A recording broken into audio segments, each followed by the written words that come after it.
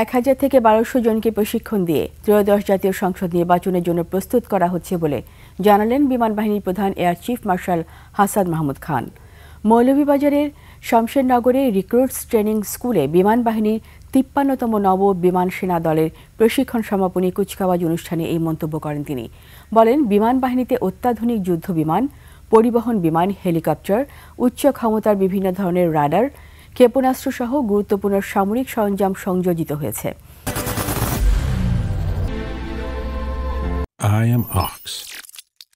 আগে যে কোনো সময় চেয়ে এই বাহিনী এখন দক্ষ ও উন্নত বলেও মন্তব্য করেন বিমান বাহিনীর প্রধান। এর আগে তিনি কুচকাওয়াজ পরিদর্শন ও মার্চ পাস্ট এর অভিবাদন গ্রহণ করেন। এরপর কৃতী রিক্রুটদের মাঝে ট্রফি বিতরণ করা হয়। আমার দৃঢ় বিশ্বাস, সর্বোচ্চ পেশাদারিত্ব এবং নিরপেক্ষতার মাধ্যমে বাংলাদেশ বিমান বাহিনীর সদস্যরা দেশবাসীকে একটি সুষ্ঠু নির্বাচন উপহার দিতে গুরুত্বপূর্ণ ভূমিকা পালন করবে।